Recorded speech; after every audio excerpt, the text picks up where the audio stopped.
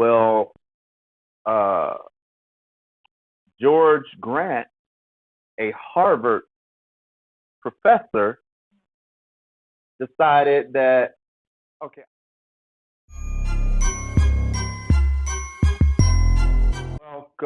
welcome. We are back in the building. Back in the building. I was MIA last week, Yeah. so We missed you. thank you. Glad to have you back. Thank you. Life was lifing, and so I was making the necessary adjustments to life that was lifing. How's everybody doing today? Amazing. Amazing. Good. So, you know what? A lot of times we use social media for the wrong thing. But social media also has a lot of benefits that come with it. For me, personally, it has been a way for me to be in contact with the hundreds or thousands of people that I've met over my life. For people that don't know, I was a military brat. Dad did 26 years in the military. I was with them probably for maybe 8 or 9 of them. But what it meant was I went to 4 different high schools in 4 different states. Started off in Illinois, then went to Louisiana, then to Georgia, and finished in Kansas. Then I went in the military after playing ball, and I traveled. And so I have all these people that I've met over my short period of life. And the only way that I was able to stay in contact with them is through social media. And so social media for me has been a heaven sent in that form. I know everybody has their own opinion of social media. What's y'all relationship like with social media? Is it strictly business? No. I was happy for social media. The same thing. At first I was hesitant to get on social media, so I was like one of the latecomers. I lived like on a farm, acreage, and I didn't have a TV for years. Like that's how bad I was. Like didn't have much technology, and I believed in being outside and being present with your children and when I got on social media, I was like, wow, at first I thought it was like the devil. I'm like, no, I'm staying away from that. And then I got social media and I connected with cousins and family members that I hadn't talked to in years. So it was great. I think that you can become a little overwhelmed with it, and we need to learn how to find that balance and disconnect and not let it, take over our lives. Not let it become everything. So like you'll see me, like I'll be really good at posting stuff for a while and then I just disappear. It's like that's me going, I need a break. I need a break. What about you, Floyd? At first it was for all that, connecting with people you haven't seen, connect with all that. But then it started to get to be a nuisance. Then you got people trying to stop you, and I'm like, yeah, I don't got time for that. So I turned it to, instead of looking for people, I turned it to a business. I pretty much putting information out there, what's going on, where that's what I do. Social media is multifaceted because there's so many different things that you can do with it. I think we forget though that as much as we have access to all of these different things, we're opening our world to our government to have access to it. So there's a price that you pay for convenience, and our government knows that, and so They will try to make things as convenient as possible for you so they can have access to you. You said something as well. They've even made it now to where with businesses, you can't even run a business without being on social media. Like you can't. True. Like I dread it. And literally social media was for me to stay in contact with people. And I dreaded when I started my brand that I had to build it through social media. I still struggle with that. Like I still struggle with that because that in itself is a full-time job. But what I do absolutely love about social media, and especially as of late, over the last maybe 3 or 4 years, social media has kept me so informed with things that's going on in the world, things that's going on in my culture, things that's going on in other people's culture, um, things like life hacks, all these different, DIY. all the help stuff that you now have access through social media. So it's been a heaven sent in that. And speaking on being able to get the information regarding cultures, that kind of leads us into today's topic. Today's topic is centered around hijacking Black culture,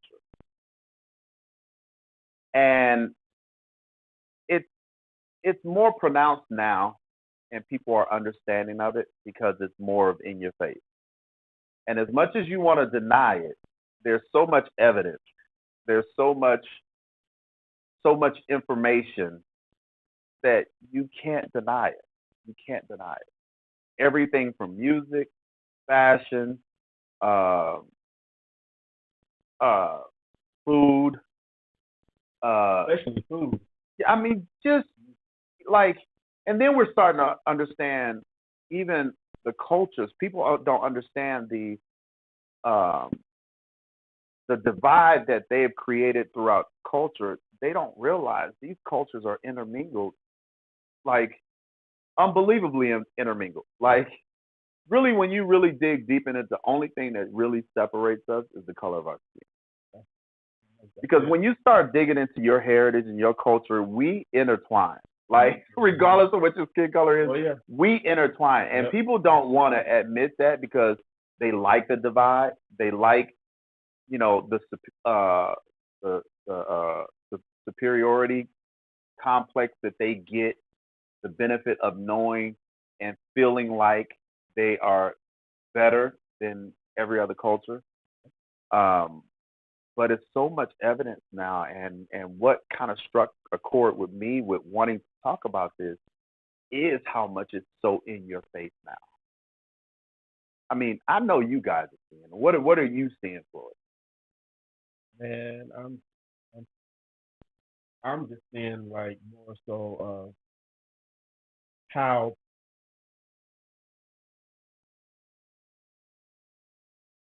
Look, this is shoes off talk, bro. We don't try to figure out how to word stuff. We just say it.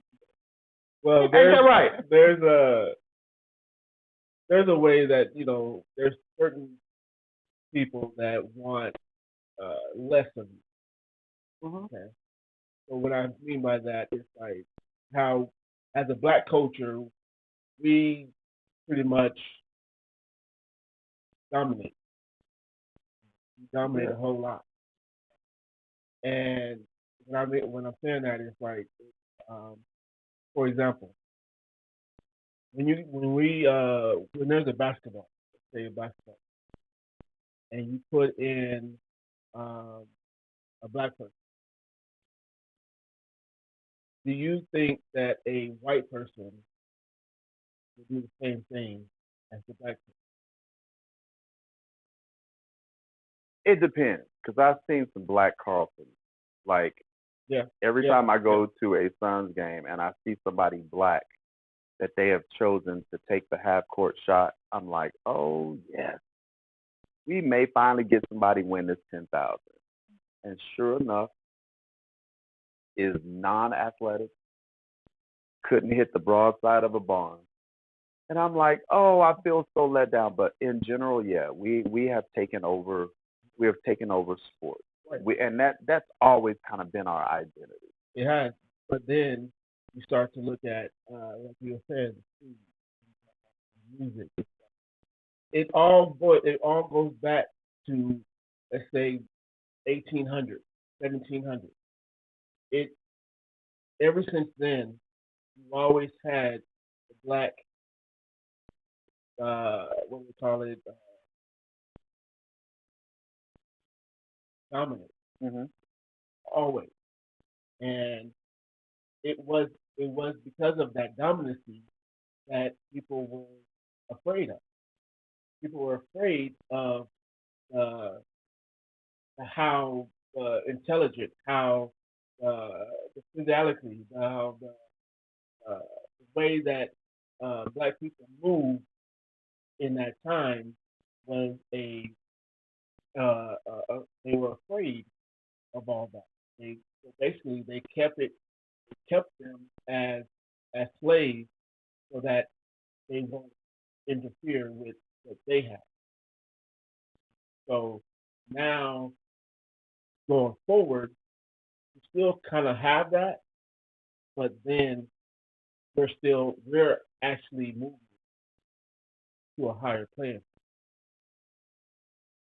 What say you, Chrissy? What have been your experiences in learning more about your culture as it pertains to Black culture? Do you feel like there's been more education and you have been like enlightened more about it, or is this something you always kind of knew and felt?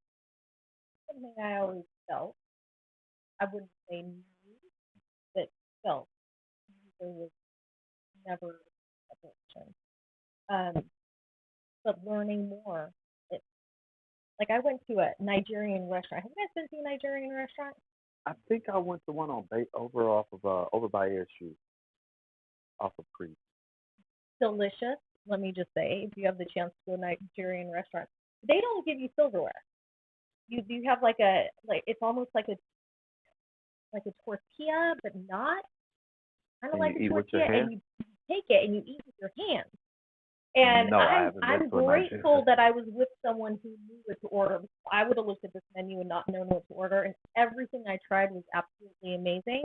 But it's just learning stuff like that. Like that's an experience that we can have right here, but we won't go out of our comfort zone. We won't learn things that will enlighten us and brighten our horizon. So it kind of reminds me a little bit of Indian. I like Indian food also. So it's, The regular old foodie, huh? yes, I like. That's what we need to do one different weekend stuff. is just go out and just eat a bunch of different culture food. Yeah, so that'd be fun.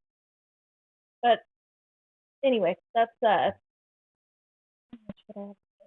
There's never really been a separation to me. But the older I've become, the more that I realize that it is real for a lot of people to understand and to learn where that comes from and to yeah. Do you think with other cultures, do you think it's just the idea that they don't want to learn because the fear of knowing where Black culture really stands? Um, because for so long we have, and we still do, we still ask to be included. We still ask to be looked at the same way that our counterparts are looked at. Do you think it's a healthy fear that other cultures have of learning the true history? Maybe I don't feel that I can speak for other people. Um, No, I'm not asking you. Like, do you feel like the fact that there isn't more people that's open to learning the Black culture? I Do you definitely think that think there's. that's a fear, I like I an think there's a lot of people inferior open fear? to learning, and I don't know if it's fear. You had sent like a list of Black inventors, and Floyd was like, I was surprised, and I wasn't. To be honest, I'm like, I know there's even more that's not on this list. Yeah. So I don't think that there's as many people doubt the Black culture and um, how it's affected our nation as a people. I think that there's a lot more people that know, they just might not talk about it. And then the more you talk about it, the more that you bring awareness to the situation. Maybe I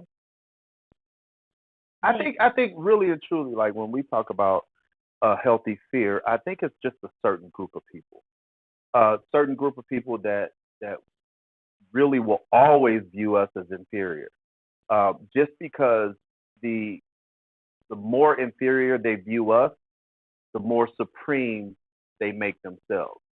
And no matter, it's like talking to somebody. I always say this, like trying to get a point over to someone that does not want to see a point is is like you talking in a vacuum booth and you're just constantly just hearing yourself talk. It's not that you're not telling them anything that is beneficial, but they don't want to hear it. You're just really talking for nothing, you know, and trying to convince somebody of something that doesn't benefit them is pointless. So I think there is a healthy fear of understanding because I think we all get convicted. We all get convicted when we know. I know for me, it convicts me to know and not do than it is for me to not know and not do. Because we know in our heart of hearts, regardless of what our actions are and what we say with our mouth, when you know the right thing to do and you just choose not to do it, it convicts you. It may not convict you in that moment, but you're going to have them moments when you're by yourself like, I know I shouldn't have did that. I can't take it back. I know I shouldn't have did. And I think that's where a lot of that comes from is it's easier for me to refuse and then have the lack of knowledge, and then I can claim ignorance. I can claim stupidity, and I can say in my heart of hearts, well, I didn't know. But at some point, I say this all the time, at some point you have to have some level of accountability as an adult. I know for me, I learned more about my Black culture later in life, and it kills me. It kills me. I can have every excuse in the world. I could say our education system sucked. Our education system kept my culture from me. But at some point, you have to want to know about your culture. And so I don't blame anybody but myself. One thing about it, I found out that, growing up, we don't even think No. because it's far, way far back. Grow up. Since we got out of school, we learned what we needed to learn. We passed the classes that they wanted us to pass. Right. And so now we feel like we got to a level in life where we know what we're supposed to know. But then later on, we start to hear certain things about what's going on in the world, what's the real things that's happened in the past and all that stuff. Then you start to start dissecting. You're like, okay, now, wait a minute. I didn't learn this. It is. So then you start to go and start to learn that stuff. You're like, wow. Mm-hmm. It's like when you're trying to find your heritage. Right? Years ago, I started to look for my heritage, where it was from, where it started, and the thing that I found out was like, okay, where did this come from? Where did I actually come from? Okay, then yeah, don't talk to your mama about it. Only thing she's gonna talk to you, she'll tell you is that you came from me. Yeah. God created you. Yeah. You came from me. You got to talk to the grand. If you want any information, talk to that age group that's in the grand age group, exactly. Like your mama's mama or your dad's dad. Right. Talk to their age group. That's where you're gonna get your information from. So yeah. that's where I got mine from. So when I went to my grandmother, and she told me everything that as much as she told me, and when I found that out, I did more research on it, went back, and so basically all this stuff that was happening, you know, back then and everything, you start to see it transpire now. And I was like, so basically it's like, okay, they say you're African, and I'm saying like, well, am I African? Because he's African, same color skin as me, so I must be African. That's not the, when it comes to the ancestry part of it. Just because you're dark skin doesn't mean Yeah, and that it's crazy that you said it because when I was in the military, I was stationed in Puerto Rico, and I had went to a friend's house away from the base, just hanging out, and this was actually my um, first time being in another place that wasn't U.S. Like being, even though Puerto Rico is a part of the U.S., it was just experiencing another culture like that was my first time on such a grand scale. And so I'm at their house and I'm look out the window and I'm like, I look down on the court. I'm like, hey, there's some of my people down there, same color skin and everything. I'm like, some of my people down there. I was like, let me go on down there and hoop with them. And got down there so happy because I felt like I can, when you're in a foreign country and you don't speak or know the language, it's just that barrier and it can be frustrating sometimes. And so for me, the basketball court has always been a place where it's, it's a commonality where you really create these bonds. And so when I got down there, I was like, hey, I'm down here, hey, what's up? And I'm talking to them and they're looking at me like, and then they look at each other and I'm like, oh, what's going on here? So I assumed because we had the same color that we were of the same, you know, well, we are of the same culture, but it was more of I thought we, spoke the same language, and no, I was wrong in my assumption. They didn't speak like a lick of English, and and it was actually kind of like a culture shock, but it kind of opened my eyes to that you cannot judge by skin color who someone is. And so that was kind of like my first experience with that. Um, I think for a lot of people, I think it took traumatic things in our life to happen to kind of make us want to dive into our culture and learn more about it. And things like COVID, things like presidential elections, certain people that was in office, you know, um, and things that was happening around those times made you like, okay, because people brought the culture to the forefront to just to kind of either put people at ease and to let people know like you've got more power than you think you do. Like, and so through all of that, and then, a few years prior to that, I really learned so much about my culture. And so one of the things that somebody had posted this and I thought it was so cool. And so that's why I sent it to you guys. Um, and it was in honor of Black History Month. And I knew some of these, but I didn't know all of them. What I'd like to do sometime is sit down and say, uh, I like to do a side by side list of the actual inventor and who actually got credit for it. come on, come on, come on. I would love to. I mean, we Right. kind of know like the big things, Right. but I would like with this list that I have, I would like to do a list of who actually invented it and who hijacked it.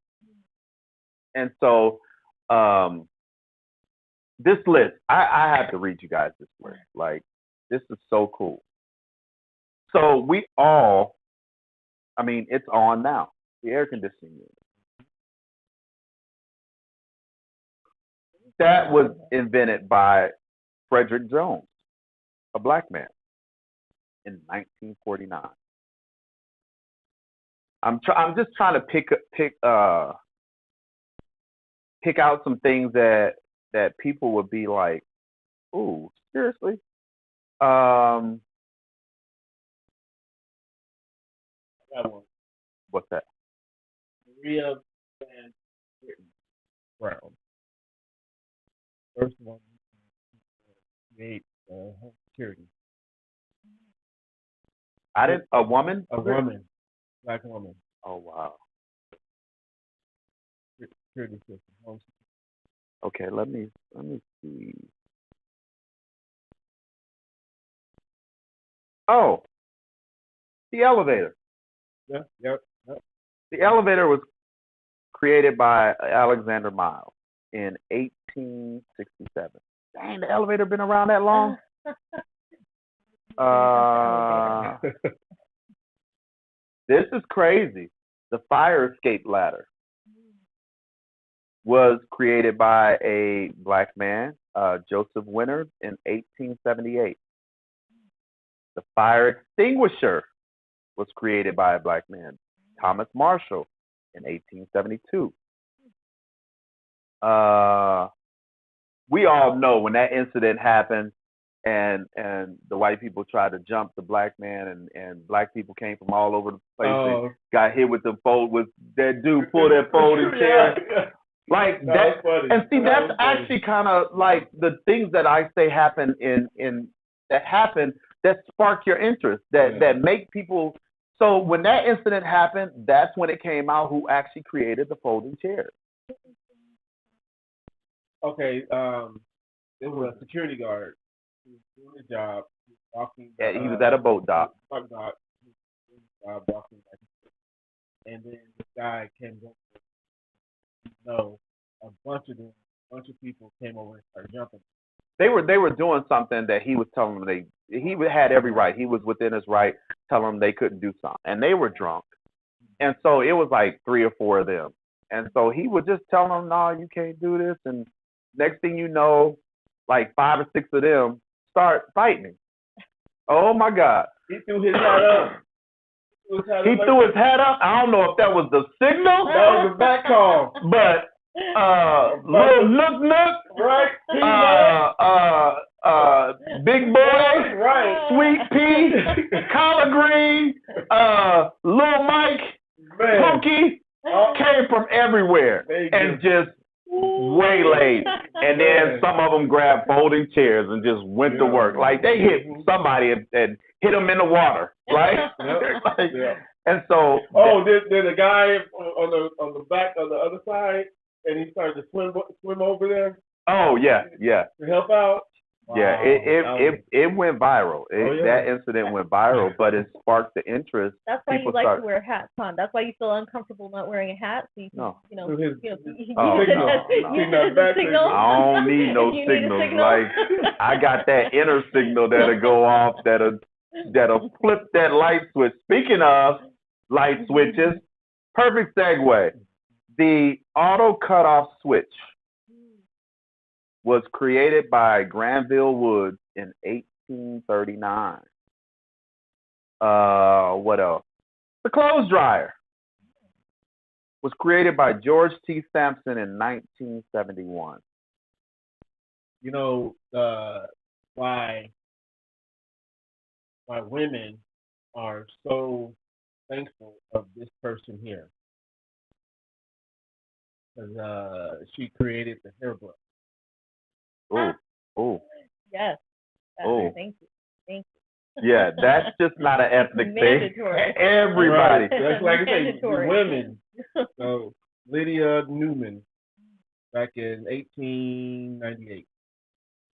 Oh, we talked about this earlier. The golf tee. So the story was that the early years of golf, they used to have to build a dirt mound and put the golf ball on to tee off. Well, uh, George Grant, a Harvard professor, decided that, okay, I need to create something. I'm tired of hitting this dirt. I imagine it's flying everywhere or whatever. So he created the golf tee. That's not the end of his story, though.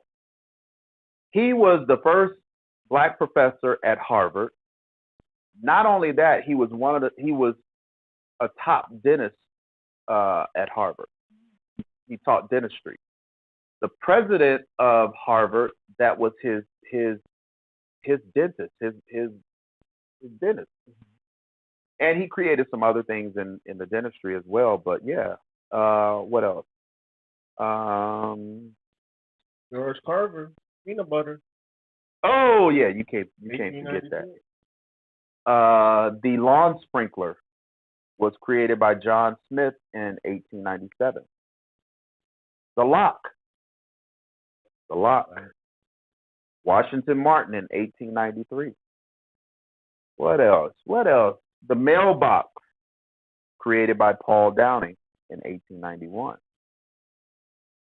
What else, Floyd? Oh, we can get in the medical field. That's another thing we talked about earlier, because we always talk about sports, we always talk about entertainment, and how we are the leaders in that.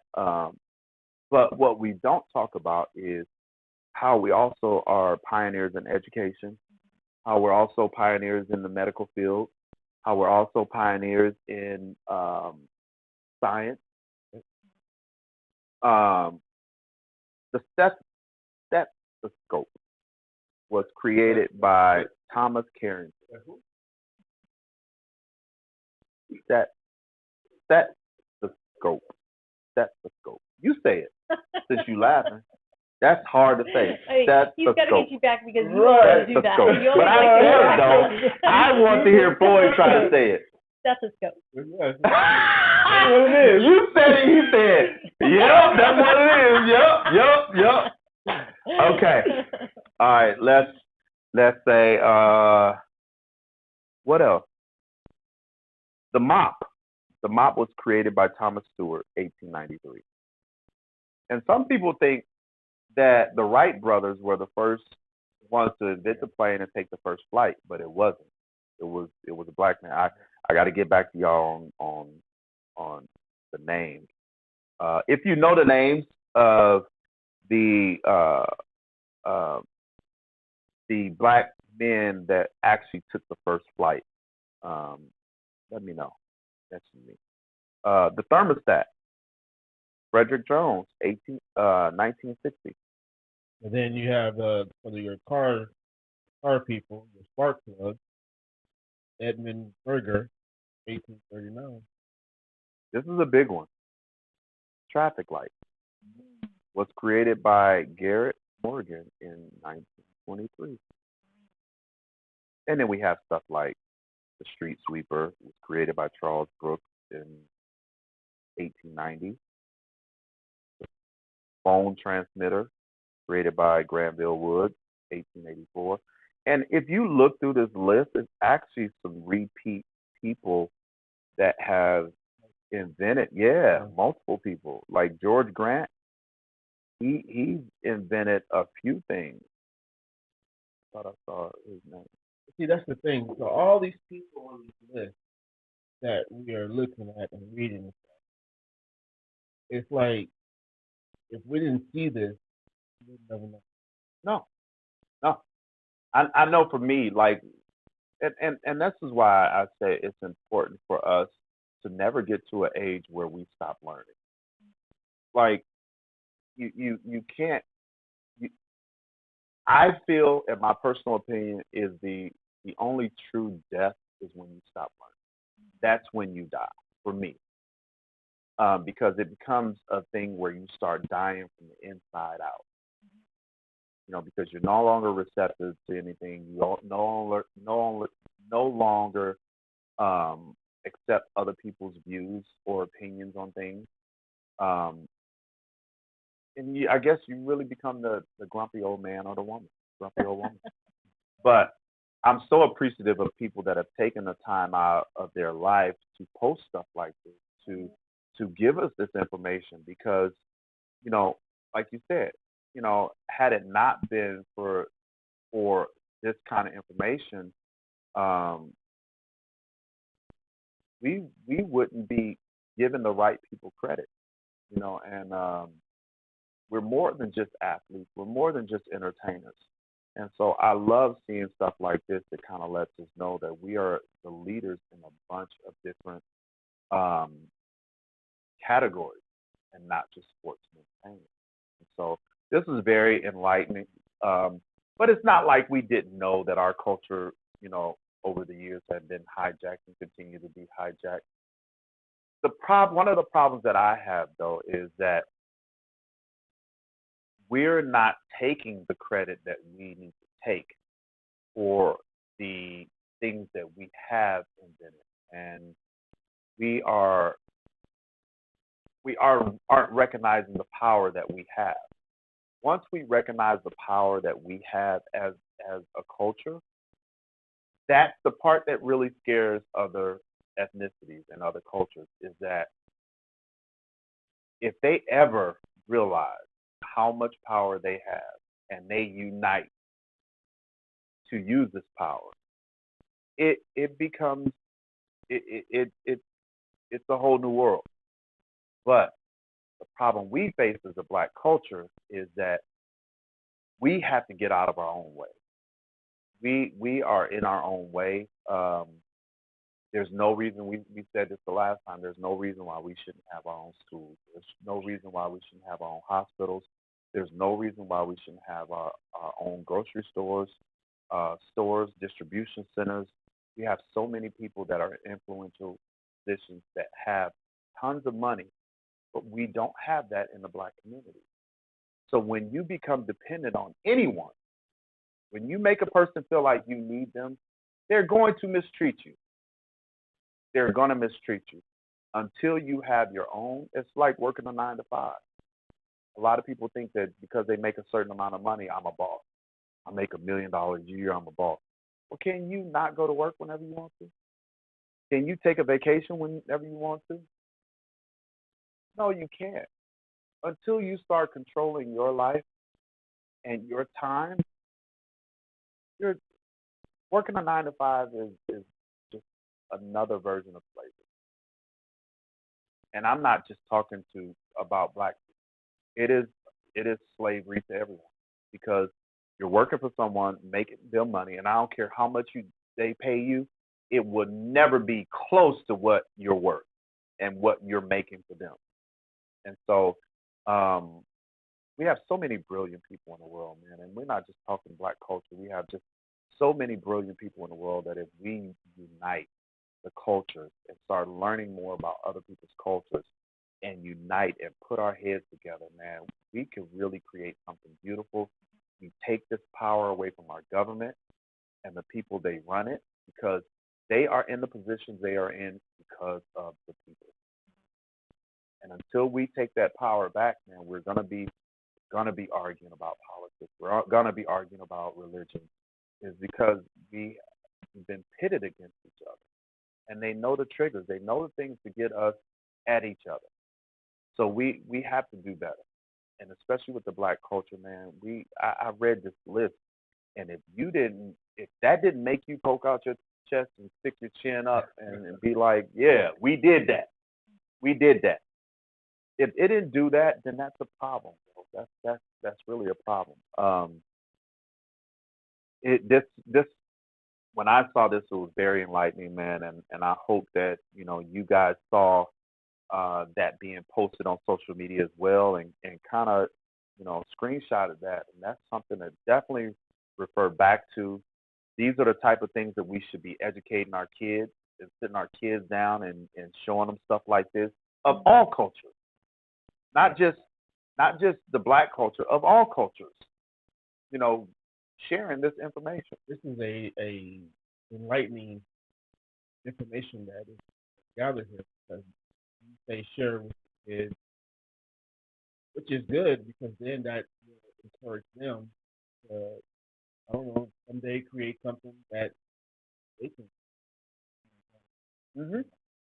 Don't matter who you are, just create it. And When I do my motivational speaking engagements, I tell kids it's as simple as this: if you can think it, it can be done.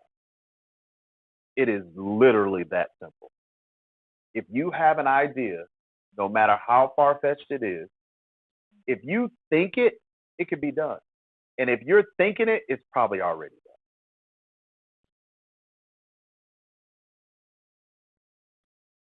Your thoughts escape you? Yeah, no, I have a thought. I'm just wondering if I should say it or not because Yeah. it's like one of those things that can be taken the wrong way or It don't. like Listen, people that know you have a good heart, and you would never intentionally, but you have a specific views. Your views are not our views. Our views are not necessarily your views. so. And we My respect that. view, you're saying, we need to start our own schools, and last time you had mentioned um, uh,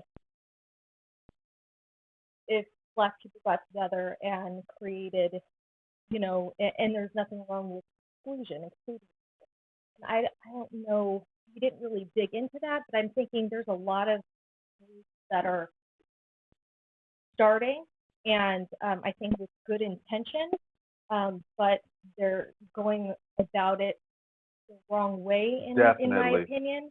And then there's like big ones that you look at and you think like Black Lives Matter. That's right now. Yeah. I know that. And I didn't like the preface of what it was actually built around. I like what it stood for, Right. but I didn't like the organization that ran it. And And they knew it. They knew that if I could say Black Lives Matter, that will unite Black people. right. So I think that's interesting. And then also like I was dating someone that was involved in a Black men's uh, group. Every month they get together. I'm like, that's awesome. You guys encourage each other. You're there for each other. That's awesome. They were doing like a charity events, and I was like, oh, I want to go support, and he's like, well, you're white, you can't come. I'm like, oh, okay, Yeah, well, that's it's not up to me how people choose to heal, so I'll support from far away if no. that's what. But then I see the pictures later, and there's Oriental wives, there's Hispanic wives, there's all other races, but white. And again, I'm like, I'm not going to tell somebody how they should run their group or their business if that's what they want to heal. But you're excluding a lot of people that want to be there to help, and you also And miss learn. out on money of people Yeah. who want to help. So anyway, You're absolutely right. We need to be more informative when we talk about Black culture, and I said it last week, is that there needs to be more inclusion when we talk about Black culture, because when you really dig into Black culture is just not African American. Like we're talking about Mexicans that are part of Black culture. Right. We're talking about Asians that's part of Black culture. Like it runs deep. yeah, And when we talk about wanting to educate people about Black culture and educate Black culture on other cultures, that you can't exclude people out when you talk about that. And when I talk about the schools, it's like HBCUs, historically Black colleges and universities. If you look at these colleges and universities, it ain't all Black. that's right. Like you look at the basketball team, you look at the football team, you look at the baseball team. There's white kids on it, Mexican kids on it. What it does, it allows us to control our narrative and our story. And so, like here in Arizona, teachers are being fired for teaching Black history. If we have our own school, now we could tell these white kids, Mexican kids, Asian kids, come over here if you want to learn about Black culture. And we're not only teaching Black culture at Black colleges and universities, we're teaching multicultural stuff. But we're taking back our place in history with the Black education and really kind of telling our own story instead of having someone else tell our story for us. And so we definitely want to be clear on that when we talk about it. Oh, Look who we got in the building. Look who it is. Yeah, he is here. How are What's you up, doing? sir? Not too much. Can you hear me? Yeah. Okay, perfect, perfect. What's up, cousin? Wow. Hey, what up, fam? How you doing? I'm doing well. How you doing? I'm doing well. I'm doing well. I can't complain. I'm blessed. Man. Yeah, Every day. we're just up in here talking about this hijacking the black culture, you know. Okay. Yeah, it was a topic of today, talking about how so much of our culture has been hijacked over the years, and then in our Mm, Western education system refusing to teach our history. We have been inbred with other people's cultures, and it kind of it not kind of it excluded ours, and it really didn't tell the true story of our culture. And so I wanted to come on today and talk about um, our culture that's been hijacked in every aspect. And so we had this list. I don't know if Floyd shared it with you. It was this no, huge list. give me a few of the list. What's on the Okay, list? Floyd, hit him with some. Uh, it's like, Oh, hold on. the golf tee. Yeah, that's that. The That's a golf great tee start. was created by George Grant, 1899. I found this information out. How they used to tee off was just build a mountain of dirt and sit the ball Yep, on it. correct. He was like Harvard professor who was also a dentist, a Yep, renowned dentist.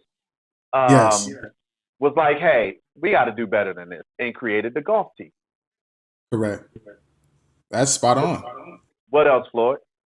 You got what's that? The air conditioning, Frederick, Yeah, Frederick James. Um, The fountain pen, yep. Walter Purvis. he also Uh, invented stamp, the what? hand stamp. Oh, yep. That's on the list. Yep, that's on the list. The hairbrush was invented by Lydia Newman. Yep, I Stroller, ain't using the brush no more stroller, these days. baby buggy. Yeah, the baby Yes, buggy.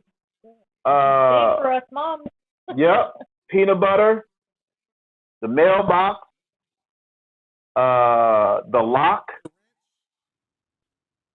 you ever use a wrench? Yep, I saw that on there. Yep, that's John Johnson. Man, you know what? And I told him, I said, after reading this list, if this doesn't make you as a black man or woman poke out your chest and stick your chin up in the air, uh, Yeah, being proud of what we have done, because we've gotten the credit for sports and entertainment. Like we've gotten the credit over the years of that, but it runs so far deeper than that when we talk about science, when we talk about medical, when we talk about you know, even just any of the arts and crafts. When we talk about trades, the different trades, and so it was just really cool when I saw that. I had to send it to him. wow. Yeah, it's a laundry list, honestly, and it's stuff that you daily usage, and then Yeah, some profound. So that's I'm looking at the list right now. The motor, the lantern, gas burner, kitchen table, bicycle frame, eye protector. Yes, this is a long list. yeah, yeah. So what's up with tell us the latest and greatest? What's going on with you, Famo? Man, there's a lot going on. I started my nonprofit, the Compton Country Club Initiative, and we're looking to raise $15 million or get donated services to bring back this very cool golf course in Compton, but not only bring it back, but take it to a whole nother level. So just started a little campaign and doing some interviews here and there. Just had an interview with ABC News a few days ago. So God has been blessing me, man. It's all about building a lot of awareness, and giving our people the opportunity to be able to experience the qualities of like a country club aspect. So, Let's back up a little bit. For yep. a lot of our viewers, most of our viewers, they don't know who you are. Tell our viewers who you are. Yeah, so my name's Chris Staples. I am a husband. I have, you can see my family back there. I have 4 kids. My daughter's 11, and I got 3 boys, 7, 5, and 4. So, you know what my house is like, a lot of mayhem and boys fighting.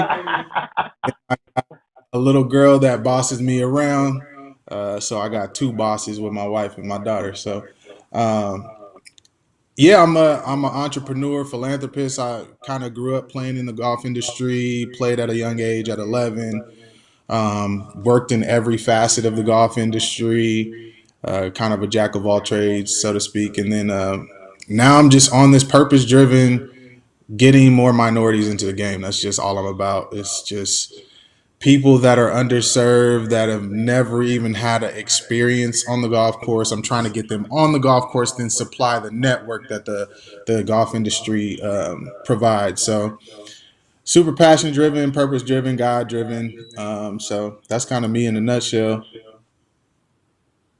Yeah, man, we've had some really informative conversations and love, what you are doing, and we've always told you that, whatever resources that we have available to help, we are more than happy to do that. Um, because there's still areas that like golf that aren't accessible to the younger generations Absolutely. of black kids and black youth. And because we've always pushed this narrative of football and basketball and maybe baseball still hasn't really caught on in the black community like a lot Correct. of the minority baseball players would like. But I tell kids all the time when I do my motivational speaking engagements, I say get out and fail at as much stuff as you can. Fail at as much stuff as you can, because that's really the only true way you're going to find out what you're capable of and what your purpose in life is.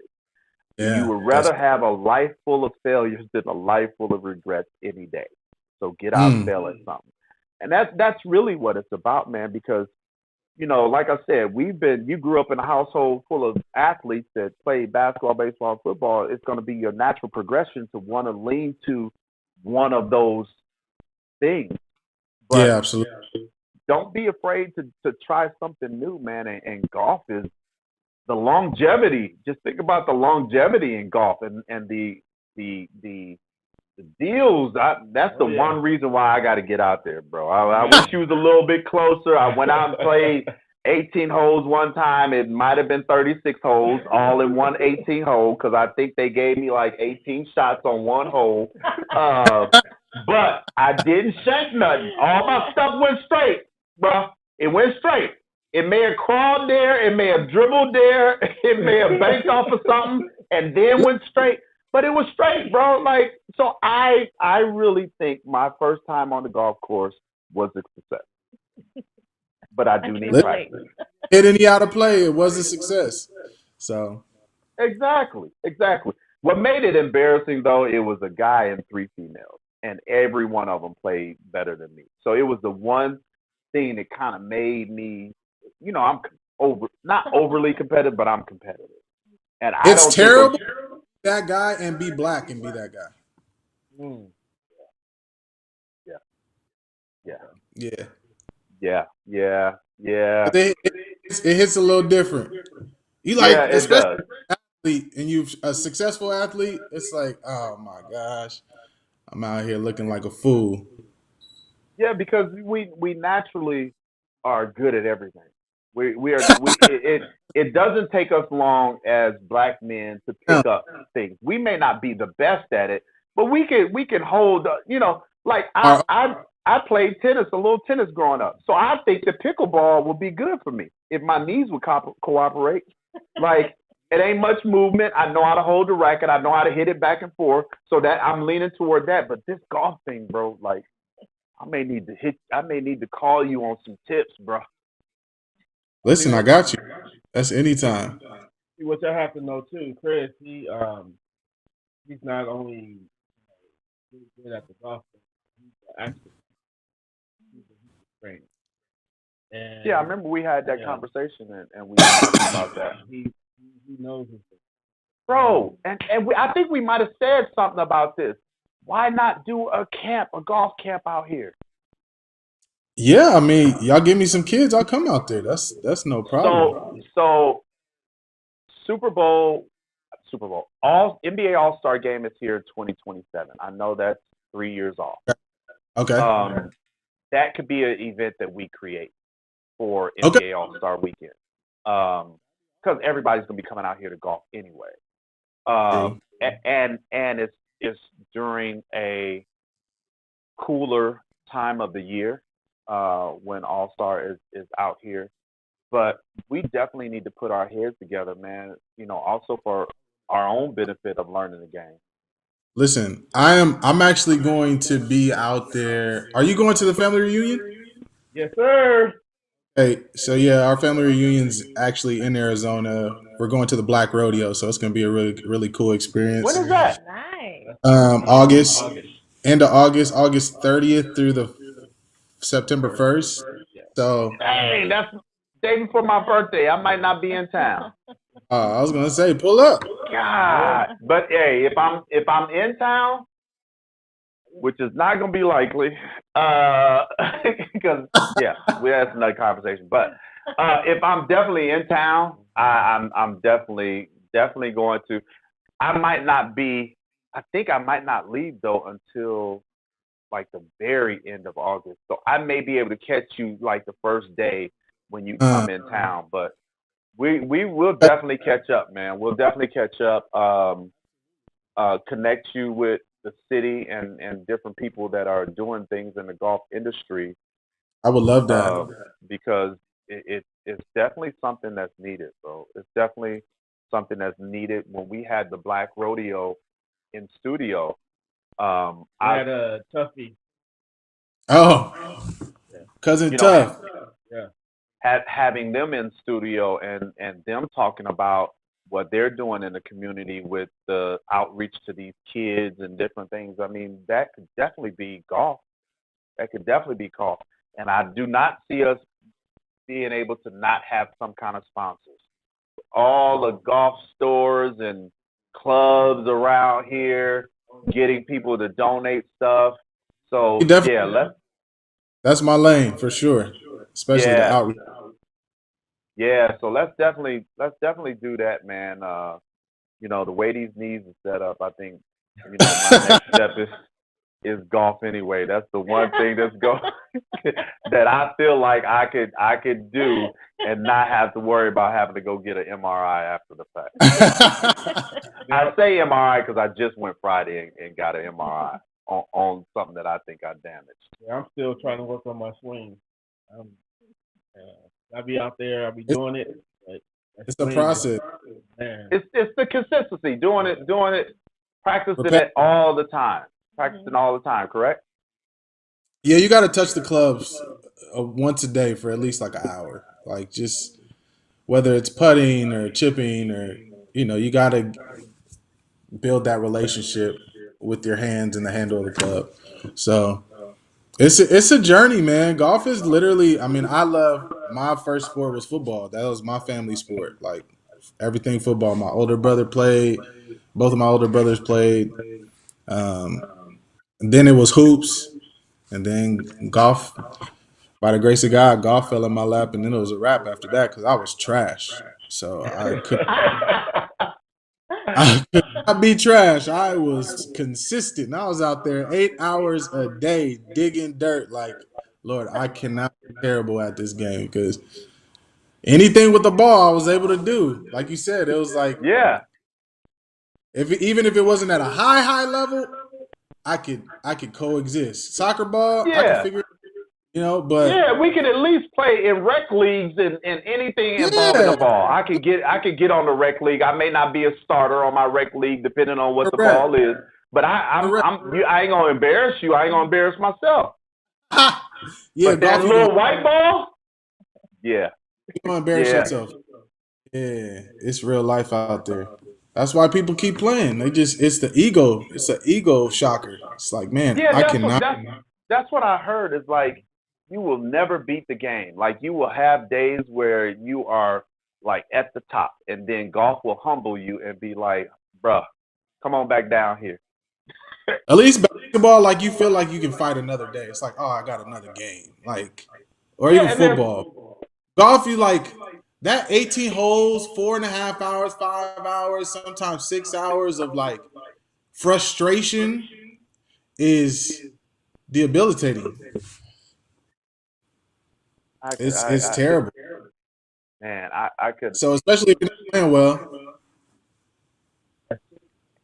So what's your average? Right now, probably I'm a technically a 3.8, which means I shoot an average of 4 over par. So if it's par 72, I'll shoot a 76. At my best, I was a +4. That was when I was competing, and so that means I would average under the par, so like 68, 69 average. Oh wow, So I huge do know difference. that's good.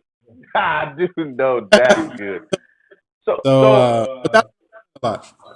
so what competitive like did you play in college golf?